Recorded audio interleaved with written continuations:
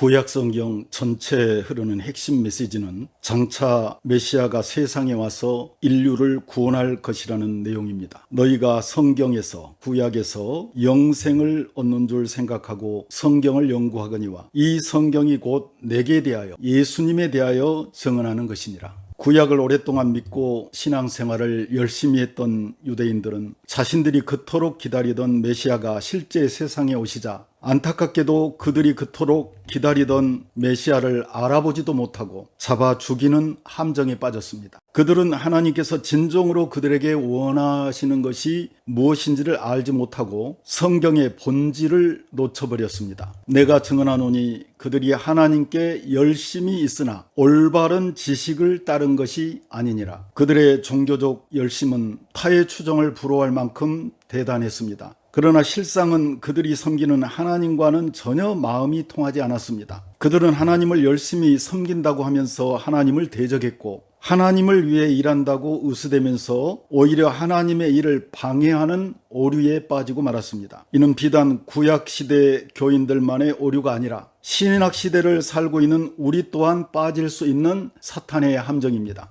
어떤 분야에서든지 모르고 열심 내는 사람이 위험합니다. 모르고 열심을 내면 일을 하는 것이 아니라 일을 방해하고 저지르게 됩니다. 나는 인애를 원하고 제사를 원하지 아니하며 번제보다 하나님 아는 것을 원하노라. 그 일을 잘 아는 만큼 그 일을 잘 할 수 있습니다. 마찬가지로 하나님을 잘 아는 만큼 하나님을 잘 섬길 수가 있습니다. 그러므로 우리가 여호와를 알자, 힘써 여호와를 알자. 그의 나타나심은 새벽빛같이 어김없나니 비와 같이 땅을 적시는 늦은 비와 같이 우리에게 임하시리라. 우주와 그 가운데 있는 만물을 지으신 하나님께서는 천지의 주제신이 손으로 지은 전에 계시지 아니하시고 또 무엇이 부족한 것처럼 사람의 손으로 섬김을 받으시는 것이 아니니 이는 만민에게 생명과 호흡과 만물을 친히 주시는 이심이라. 인류의 모든 족속을 한 혈통으로 만드사 온 땅에 살게 하시고 그들의 연대를 정하시며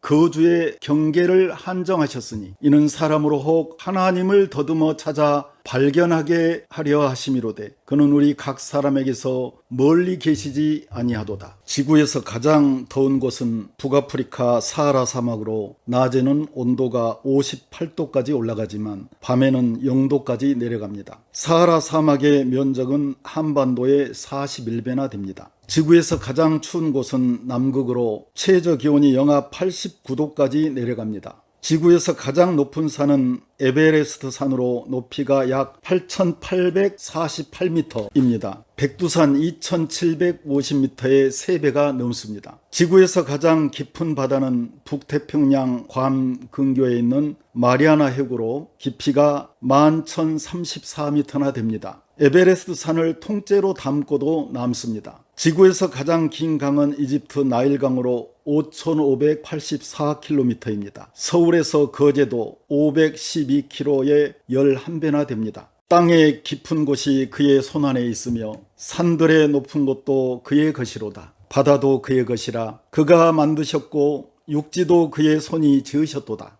오라 우리가 굽혀 경배하며 우리를 지으신 여호와 앞에 무릎을 꿇자. 사막에 사는 낙타는 등에 지방 저장 탱크를 달고 다니고 위에는 물 탱크를 넣고 다닙니다. 그래서 낙타는 물과 음식을 열흘 정도 먹지 않아도 살 수가 있습니다. 낙타가 사막에서 살 수 있도록 하나님께서 그렇게 만드신 것입니다. 지구에 있는 얼음의 90%는 남극에 있습니다. 남극은 여름에도 섭씨 0도 이상 올라가지 않기 때문에 눈이 오면 계속 쌓여 얼음이 됩니다. 남극에 있는 얼음의 평균 두께는 2,000m나 되고 가장 두꺼운 곳은 4,000m나 됩니다. 바다의 면적은 지구의 70.8%를 차지하고 바다의 평균 깊이는 3,800m나 됩니다. 육지의 흙을 퍼서 바다에 다 메우면 육지는 바닷속 2,400m 밑에 있게 됩니다. 1년에 수증기로 증발하는 바닷물은 바다 전체 면적의 1m나 됩니다. 지구 전체 바닷물의 1m나 되는 많은 물이 민물로 정화되어 구름이 되고 그 구름이 비가 되어 하늘에서 떨어지므로 우리가 그 물을 먹고 살 수 있는 것입니다. 하나님께서는 그 물로 우리가 할 수 없는 건물 지붕과 도로 물 청소도 해주시고 산의 풀과 나무도 자라게 하시고 들의 곡식이 자라게 하시며 하늘의 먼지까지 청소해 주십니다. 우리는 그 물로 농사도 짓고 세수도 하고 밥도 짓습니다.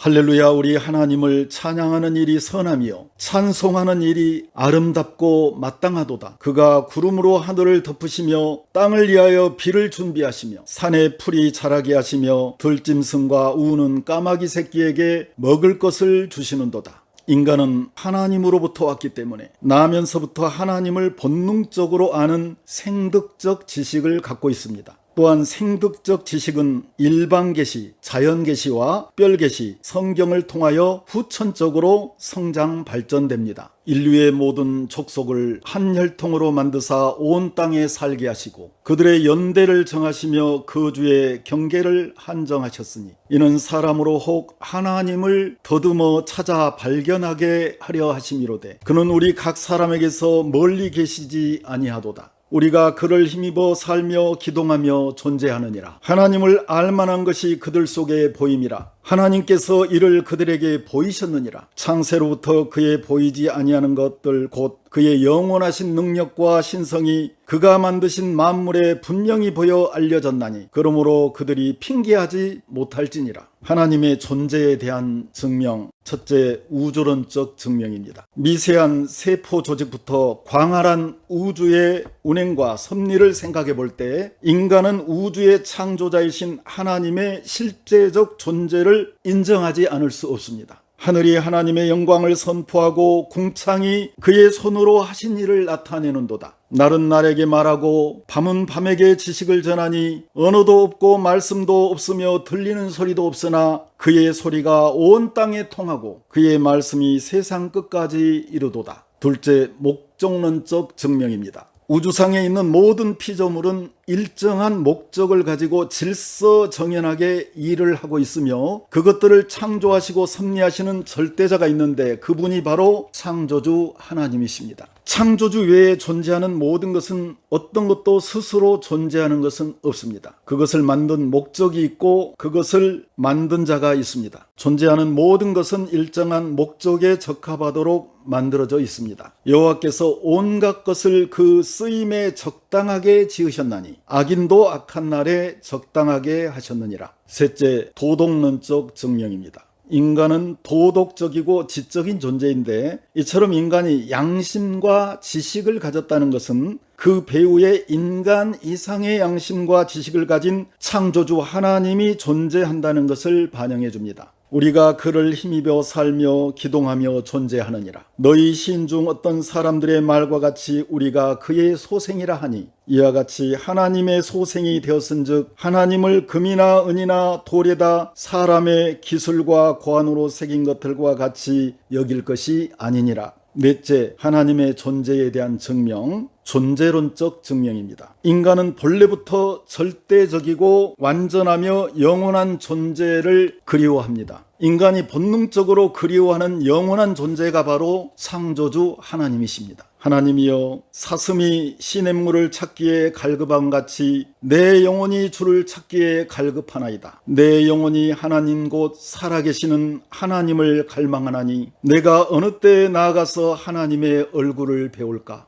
아이가 엄마 뱃속에서 나왔기 때문에 본능적으로 엄마를 찾는 것처럼 인간이 창조주 하나님에게서 나왔기 때문에 본능적으로 인간은 신을 찾게 되는 것인데 이것이 인간의 귀소 본능입니다. 하나님의 존재 방식입니다. 첫째, 하나님은 그의 본질적 존재에 있어서는 한 분이지만 이 한 분 안에는 성부, 성자, 성령의 세 인격, 즉 삼위가 존재합니다. 둘째, 삼위는 서로 인격적인 관계를 갖습니다. 성부는 성자에게 말씀하실 수 있으며 성령을 보내실 수 있습니다. 셋째, 삼위일체로는 인간에게는 없는 부분이기 때문에 인간의 이성과 지식으로는 완전히 이해하기 힘든 신비적 영역에 해당합니다. 그러므로 삼위일체론을 온전히 이해하고 받아들이기 위해서는 성령의 도우심과 믿음이 요청됩니다. 넷째, 성부, 성자, 성령은 그 존재와 본질이 각각 분할된 삼신이 아니라 그 존재와 본질은 일체입니다.